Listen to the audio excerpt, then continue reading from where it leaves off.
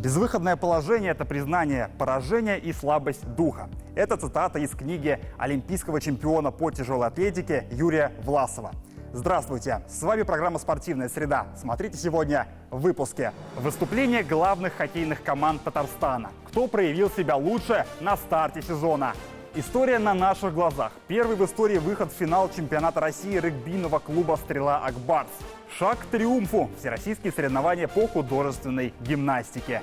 Гость студии – директор Института спорта в Поволжском государственном университете спорта и туризма Роберт Кабирович Бикмухаметов. Хоккейный сезон для татарстанских клубов начался по-разному. К сожалению, некоторые удивляют с не лучшей стороны. К примеру, действующий чемпион ВХЛ «Нефтяник». Альметьевцы сейчас в конце турнирной таблицы. А вот два казанских клуба «Ак Барс» и «Ирбис» возглавляют наш внегласный рейтинг. Подробнее в сюжете. Как же не хочется сглазить, но похвалить обязаны. 6-я подряд победа Ак Барса. 3 дома и столько же на выезде. Сейчас казанцы на второй строчке в таблице Востока, имея матчи в запасе перед автомобилистом, идущим на первом. Но радует даже не это. Наблюдать за игрой Ак Барса одно удовольствие. Быстрый, агрессивный и эффективный хоккей показывает команда. Да, вот момент, когда сразу же забивают и Галкину, казанцы, делает это Дмитрий Яшкин. И очередная порция игроков Ак Барса продлевает свои результативные серии. Яшкин как автор гола в их числе. 4-1. Большая заслуга первой тройки нападения. Только вдумайтесь, капитан Дмитрий Яшкин набирает очки абсолютно все 9 матчей с начала сезона. А помогают ему в этом Александр Барабанов и Ник Питан. Да, ребята с первых игр держат свой уровень.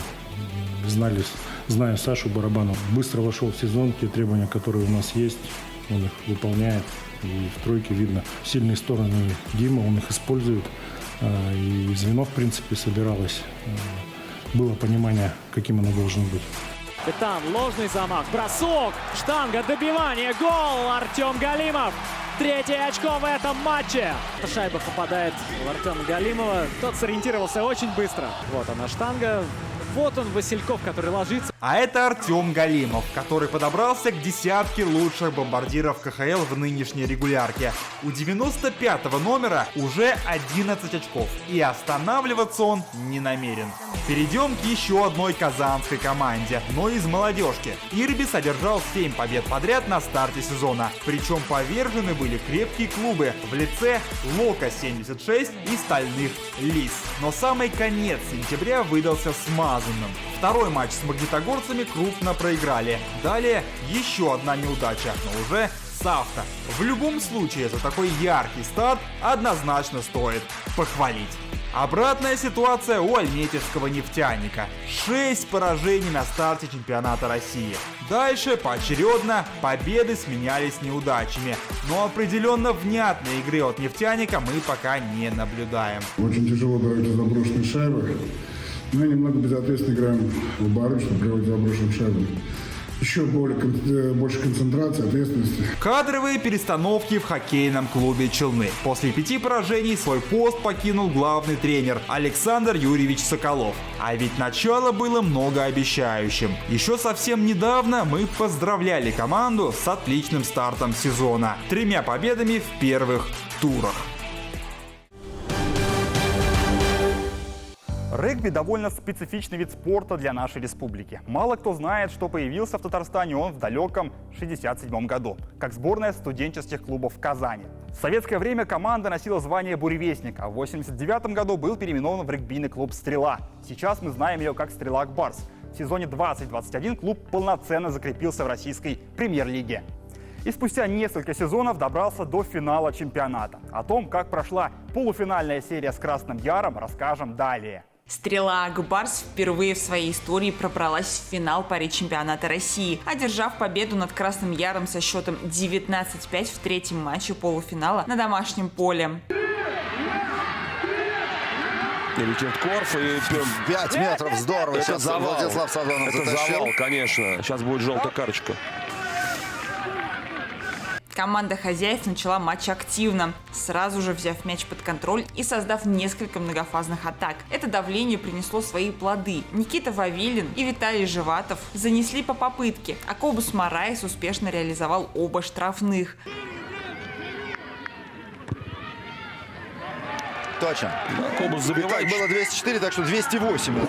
Стрела Акбарс продолжала наращивать преимущество, добавив еще одну попытку от Андрея Карзанова, который завершил быструю атаку. И Карзанов. вот это будет попытка Андрея Карзанова. Да. 19-0. Красный Яр смог войти в зону соперника только на 30-й минуте. Короткий удар, ножка. наход, Ну, молодцы, ну вот пошли. И сейчас неужели не будет попытки? Роман! Ну. Почему пожадничал-то?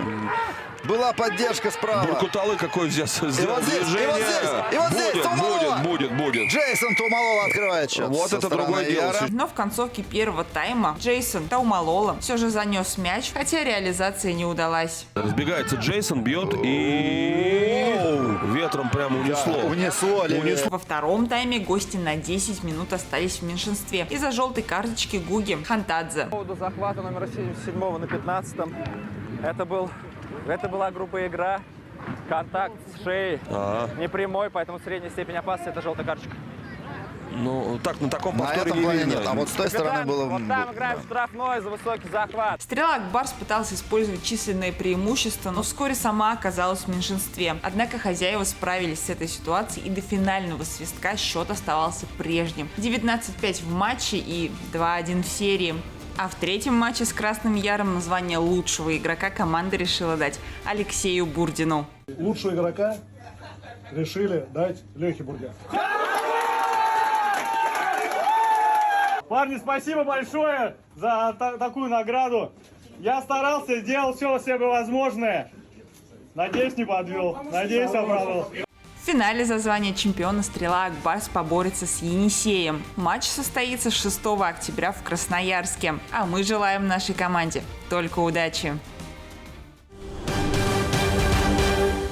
Сегодня у нас в гостях профессор, директор Института спорта в Поволжском государственном университете спорта и туризма Роберт Кабирович Бекмухаметов. Здравствуйте. Здравствуйте. Начало института принято считать 1974 год. И в этом году год юбилейный, 50 лет. Насколько это значимая цифра для вас? Да, 50 лет. У нас 26 сентября, буквально несколько дней назад, состоялся ученый совет нашего вуза. И на этом совете ректор нашего вуза, нашего университета Бурганов Рашид Семирханович в торжественной обстановке поздравил весь наш коллектив, педагогов, сотрудников, выпускников, студентов, все спортивные федерации, которые с нами сотрудничают, с нашим юбилеем. 50 лет. Много это или мало? Вот мы в кулуарах среди преподавателей обсуждаем. Столько за это время случилось. 74 год, приказ. 75-й год, первый набор. 86-й год, переезд Набережные Челны. 97-й год, статус самостоятельного института уже в Набережных Челнах. 2008 год, Академия физической культуры в Челнах. 2010 год, переезд обратно из Челнов в Казань.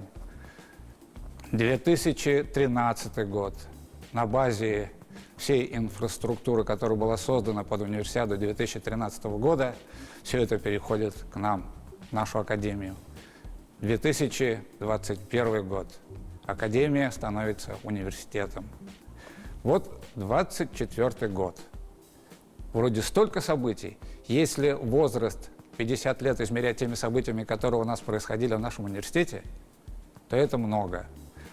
На базе нашего университета проводилось такое большое количество всероссийских и международных соревнований. Я хотел бы перечислить, но, знаете, не проводили только Олимпийские игры. Хотя среди наших выпускников, участников Олимпийских игр достаточно много. Правильно ли понимаю то, что расцвет университета начинается, вот, новейшая история именно с 2013 года, когда к институту перевели многие спортивные объекты после универсиады? А знаете, вот все этапы, которые я перечислял, да, они все ступени вверх. И поэтому какая ступень больше, какая меньше, трудно сказать. Но то, что вот последнее время это идет как-то ускоренно, мы начинаем говорить о том, что вот объекты нам передали, но мы не только получили эти объекты, мы сами становимся провокаторами, хорошими провокаторами, которые позволяют вот на нашей территории строить новые объекты. В прошлом году у нас создался фиджитал-центр. Мы стали основоположниками этого направления, поскольку у нас провели эти соревнования, у нас центр создался. И более того, вот мы всегда говорим о том, что мы не успеваем за временем. Фиджитал-спорт это объединяет и виртуальный спорт, и спорт реальный, физический. И буквально за год до проведения фиджитал-спорта у нас открылось новое направление. Это информационные системы и технологии, которые позволяют как раз вот в эту сферу влиться. И в этом году уже мы на базе нашего колледжа тоже начинаем открывать, и первый набор состоялся на информационные системы и программирование. А вот сколько видов спорта представлено в вашем университете? Есть ли новые какие-то вот именно в этом году? Представлено, мы готовим специалистов, тренеров, спортивных педагогов по 24 видам спорта. Но студенты наши выступают по 43 видам спорта на всероссийских соревнованиях, на наших региональных соревнованиях. Что касается новых видов спорта, наверное, в прошлом году мы начали набирать на гольф. Позапрошлом году мы начали набирать на стрелковый спорт и на регби. У нас есть жесткие требования для того, чтобы открывать какие-то новые виды спорта. Во-первых, это востребованность этого вида спорта, это востребованность тренеров по данному виду спорта, это база, на которой можно было тренироваться, это база, где можно было проходить практику нашим студентам, это наличие квалифицированных кадров, в том числе и педагогических кадров, которые могли бы преподавать. Это и спортивная инфраструктура, то есть там много требований, поэтому не всегда наши желания открыть какой-то вид спорта, специализацию, они реализуемые. А много ли желающих поступить в этом году у вас было? Много ли абитуриентов? Все-таки серьезные конкуренты — Москва, Питер? Нужно признаться, сильные конкуренты по приемной кампании у нас Питер. Наверное, даже больше, чем Москва. Наверное, даже больше, чем Москва. А почему? Не знаю, вот последние 2 года я чувствую, когда у нас больше как конкурент выступает Питер. Мы все равно общаемся и со студентами, с абитуриентами, и с теми, кто преподает. И смотрим, как у нас движение контингента, как студенты, откуда к нам приходят, куда уходят от нас. Хотя нельзя сказать, что из Питера к нам не приезжают. Очень много людей, которые хотят учиться у наших. А вот что касается количества людей, вот скажу так, в этом году у нас реальных физических лиц было 2718 человек. Всего заявлений было более чем 7600. Приняли мы в этом году. А вот на 1 сентября было 1298 студентов. Давайте сделаем паузу и узнаем, как обстоят дела в художественной гимнастике. Недавно прошел турнир «Шаг к триумфу», о котором расскажет Гульнур Габдрахманова. Музыка, красивые костюмы и грации спортсменок. Сегодня мы поговорим про один самый красивый и изящный вид спорта. Это художественная гимнастика. В Казани прошли всероссийские соревнования по художественной гимнастике «Шаг к триумфу». Соревновались девочки с 2010 по 2017 год рождения. На данных соревнованиях участвует более 500 гимнасток из более чем 20 регионов нашей большой страны. Выступления с обручем, булавами, скакалками, лентой и мячом. Победители определились в индивидуальной программе, многоборье и групповых упражнениях. В последнем виде использовался один предмет, например, 5 обручей, 5 пар булав, либо одновременно 2 предмета, 2 мяча, 3 ленты. В индивидуальной программе среди девочек 2013-2014 годов рождения, выступив со скакалкой, первое место заняла воспитанница Казанской спортивной школы «Приволжанка» Мария Ищенко. Всего за один день в соревновании получилось занять 2 первых места и 1 второе. Я сегодня выступала ленту и скакалку. На скакалку я выступила хорошо, но там осталась музыка. Лента, там не получился риск первый, а все остальное было более-менее. Это всероссийские соревнования, которые входят в единый календарный план России. Это отборочные соревнования на малую Россию, на большую Россию. Поэтому конкуренция действительно очень высокая. Очень много гимнасток приехали из разных регионов. Самые сильнейшие гимнастки участвуют, хотят отбираться. Среди девочек 2016 года рождения 3-е место заняли Николь Пигушина из Сочи и Надежда Криничная из Белгорода. 2-го места удостоились Амелия Резванова и София Габсалямова из Казани. Победительницей стала София Николаева, тоже воспитанница Казанской Приволжанки. Я заняла 2-е место. У меня получилось в обруче сделать 2 риска, поймать их, а в мяче я не поймала 1 перекат, а так все хорошо получилось. Я хочу стать олимпийской чемпионкой и всегда выступать очень хорошо. У нас выступало достаточно из группы много человек, готовились хорошо, поскольку начало сезона немножко было сложновато, потому что все еще только начинается. Но я считаю, что девочки показали очень достойные результаты, и как наши, и как другие, из других городов. Этот олимпийский вид спорта, пожалуй, один из самых изящных и зрелищных. Но сколько труда стоит за такими красивыми номерами. Пожелаем девочкам новых свершений и новых побед. Гульнур Габдрахманова, Амир Залюшев, «Спортивная среда». А как именно проходит обучение? В дистанционном формате или же очном? Все-таки у спортсменов постоянно, наверное, переезды, соревнования, турниры в разных городах. Вот вообще у нас очное обучение, и у нас очень жесткие требования к посещаемости занятий, к оценкам. Но поскольку у нас большое количество спортсменов высокого уровня, членов сборной Российской Федерации, но для нас вот именно такой уровень, или игроки команд высшей лиги, это я имею в виду по спортивным видам, то для них мы специальное положение создали, приняли ученым советом индивидуальный учебный план.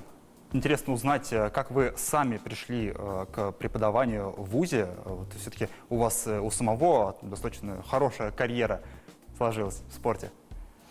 Вы знаете, вот я начал заниматься, я мастер спорта по спортивной гимнастике, я начал заниматься гимнастикой в 3 классе, и у меня карьера такая традиционная для советского времени, когда тренер взаимодействует с учителем физической культуры, приходит в школу, разговаривает с учителем. Учительница у нас была Фаина Александровна, собрала 2-3 класс ребят, придет тренер, посмотрит, оценит. В течение недели все 2 и 3 классы Семеновым Владимиром Михайловичем, моим тренером, были просмотрены. Он отобрал, мы первое время тренировались прямо в школе, а потом он пригласил нас уже на центральный стадион. Там на 2-м этаже зал гимнастики до сих пор существует, там до сих пор тренируется первая школа. Раньше это было ДЮСШ-1. Вот. И тренировочный процесс, сборы, соревнования. И вообще я поступил в Институт физкультуры для того, чтобы продолжать тренироваться. Вот мотив поступления, я думал, стану тренером. Первый курс у меня прошел, как у наших спортсменов, которые на индивидуальном учебном плане. Я выезжал на соревнования, практически не учился, хотя диплом у меня красный. Вот. Практически не учился. 2-3 курс вроде как взялся за ум, начал учиться. На 4-м меня опять отправили уже на преподавательскую деятельность. Кафедра гимнастики стала специально готовить меня к преподавательской деятельности. И я в 7:40, я вот сейчас и студентам, и коллегам рассказываю, в 7:40 я был уже на занятиях, и меня отпускали в 15:40, и все время я проводил занятия. Вас можно уже назвать настоящим старожилом вуза. Сколько лет вы уже работаете там? А вот что касается старожилов, я начал работать в ВУЗе в 1983 году. переехал и отвечал за перевоз инвентаря и оборудования по кафедре гимнастики. А в 89-м я вернулся в Казань, поступил в аспирантуру. И у меня был перерыв в работе в нашем вузе. Перерыв был до 2012 года. Будущие планы у вуза какие? Знаете, вот я говорю, у нас все так стремительно меняется. Вот сейчас я говорил о фиджитал-спорте, да? Актуально. Вот по этому виду спорта до сих пор нету стандарта спортивной подготовки. Это наша задача. Это наша задача. Ну, кто может готовить стандарты спортивной подготовки, кроме как нас, тем более фиджитал-спорт, вот, центр развития этого фиджитал-спорта как раз в нашем университете. Тем более все специалисты по видам спорта тоже у нас. Все-таки Казань, как спортивная столица России, должна создавать тренды. Вот какой совет, какое напутствие вы даете своим студентам, самое главное? Знаете, у нас студенты, они из разных регионов. Здесь учатся не только казанские, не только татарстанские. Я вот буквально недавно узнал, что у нас есть из Сахалина, есть из Хабаровска. И я говорю, вы приезжайте сюда, наверное, потом поедете к себе на родину и будете там развивать спорт. Они улыбаются тихо и говорят, наверное, мы постараемся остаться здесь.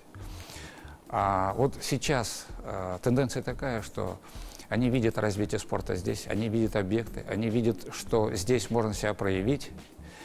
И вся молодежь активная, вся молодежь, которая хочет развиваться и делать дело, причем они стараются делать дело качественно, и остается здесь работодатели, подбирают только тех, кто действительно увлечен своим. И вот мы, когда напутственные слова говорим, я на госэкзаменах так чуть-чуть шутя, чуть-чуть иронизируя, перед тем, как они сдадут госэкзамен, говорю, на листочках обязательно надо писать все. Будете заслуженными тренерами Российской Федерации, мы ваши ответы на госэкзамен обязательно опубликуем. Ну вот напутствие, это занять место наших заслуженных, уважаемых тренеров. А художницам я говорю, вы хотите занять место Виннер. Отлично. Спасибо вам большое, что посетили нашу программу. Желаем вам лично здоровья и успехов, и чтобы университет как можно лучше, больше процветал. Большое спасибо. В нашем еженедельном обзоре мы собрали для вас главные спортивные события недели. Смотрим. Продолжается серия Рубина из 6 матчей без побед, в которых команда забила всего один единственный гол. Две последних встречи казанцы провели с воронежским «Факелом» по разу в Кубке и чемпионате. Казалось бы, предпоследняя команда в премьер-лиге, но даже с ней у Рубина проблемы. Решение изменено. Разбегается, бьет и очень уверенно кладет мяч прямо в притирочку со штангой. 1-0 повел «Факел» в Казани. Да, в Кубке Рашид Маматкулович экспериментирует с составом. Но даже при этих обстоятельствах проблемы налицо. Команда целиком проваливает первые таймы. Во втором преображается. Но и этого мало для голов. Показательный момент. Тренер не винит игроков, а всю ответственность полностью берет на себя. Любая проблема, в первую очередь, это моя проблема. Это не их проблема, не игроков. Я должен находить, может быть, другие слова мотивации, может быть, другой подход к кому-то из игроков. И добавить более жесткой борьбы, больше единоборств. Вы думаете, мне не хочется какого-нибудь трофея? Тоже хочется трофея, но пока все так. Ватерпольному клубу «Синтез» 50 лет, с чем мы их от всей души поздравляем и желаем еще как можно больше ярких побед. Действующие чемпионы в свой праздничный матч одержали важную победу над командой «Восток», хотя первый период вышел не в пользу казанцев. 0-2 к первому перерыву. Но в последующих медленно, но верно «Синтез» игру переламывал. Ключевыми стали третий и четвертый отрезки 5-1 и 4-1. Хозяева зарабатывают очки в домашнем бассейне 15-6. А вот Уникс на своем паркете при переполненных трибунах баскет-холла порадовать болельщиков не сумел. Соперник более чем серьезный – «Зенит». Команды устроили настоящие качели, поочередно выигрывая четверти. И лишь с разницей в 4 очка, 87-84, сильнее оказались гости с Невы. По-капитански в этом матче сыграл Дмитрий Кулагин. В его активе 23 очка, плюс 4 подбора, столько же передач и 2 перехвата. И в концовке он был близок, чтобы перевернуть игру. Но, увы, второе поражение за 3 первых тура. Вероника Кудерметова уступила 3-й ракетке мира в Пекине. Американка Джессика Пегула победила российскую теннисистку в 1/16 финала со счетом 1-2. Турнир относится к категории WTA 1000 и проходит в столице Китая с 25 сентября по 6 октября. На этом спортивная среда подошла к концу. Увидимся совсем скоро, на следующей неделе. Пока-пока.